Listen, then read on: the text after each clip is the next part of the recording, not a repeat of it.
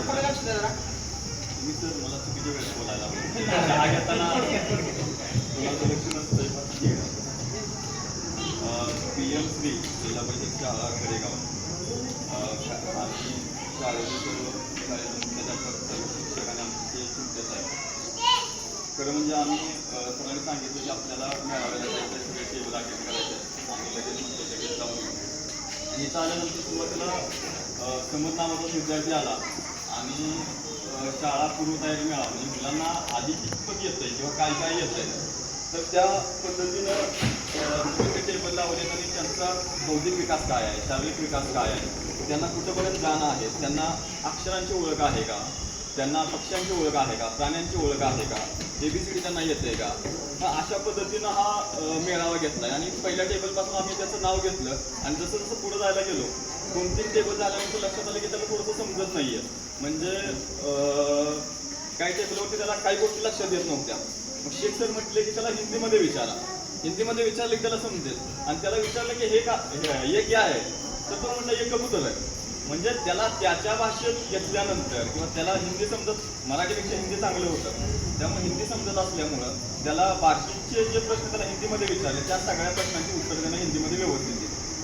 म्हणजे सर इथून पुढे पण तुम्ही असं करा की ज्या भाषेत त्या मुलांना समजते त्या भाषेत त्यांना शिकवा. परंतु आपल्या मराठीचा सुद्धा प्रयोग कमी होता कामा नये. मराठी सुद्धा त्यांना चांगल्या पद्धतीनं आली पाहिजे. अशा पद्धतीनं आपण प्रयत्न करूया. खऱ्या अर्थानं पालकांचं मनापासून अभिनंदन आहे कारण आम्ही जेवढे प्रश्न विचारले आता ते मुलं पहिल्याच वर्गात येत आहेत. म्हणजे त्यांना आता अंगणवाडीचं शिक्षण झालं आहे परंतु त्यांना अक्षरांची ओळख चांगली आहे. मराठी अक्षरं सुद्धा चांगल्या पद्धतीने ओळखतात.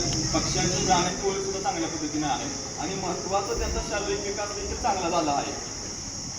अशा पद्धतीने एक चांगलं काम म्हणजे त्यांना थोडंसं मोबाईलपासून आपण बाजूला ठेवून त्यांना अक्षरांची ओळख कशा पद्धतीनं होईल, शारीरिक खेळामध्ये ते कुठल्या पद्धतीनं चांगल्या पद्धतीनं जातील असा आपण प्रयत्न करूया.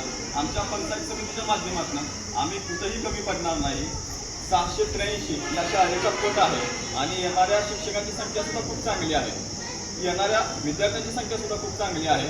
ही विद्यार्थ्यांची संख्या अजून कशी वाढेल आणि शाळेसाठी भौतिक ज्या काही गरजा आहेत तर आम्हाला सांगा. आमच्या लेवलला जेवढा आम्हाला प्रयत्न करता येईल तेवढा आम्ही प्रयत्न करू आणि ही शाळा कडेगाव तालुक्यातली शाळा आपण सांगली जिल्ह्यामध्ये महाराष्ट्रामध्ये 1 नंबरला कशा पद्धतीने नेता येईल असं आपण चांगल्या पद्धतीने प्रयत्न करू. सगळ्यात आनंदाची गोष्ट काय आहे की सरांनी सांगितलं की 10 गावातली मुलं इथं येत आहेत.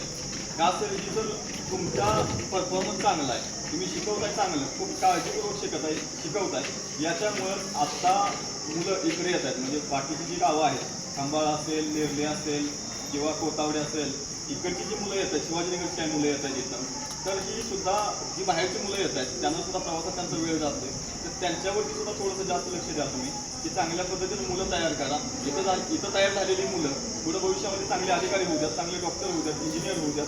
अशा पद्धतीने एक चांगलं काम करा आणि आमच्याकडे जेवढी ती मदत करतो आणि तुम्हाला सगळ्यांना महाराष्ट्र दिनाच्या आणि कामगार दिनाच्या शुभेच्छा देतो. धन्यवाद.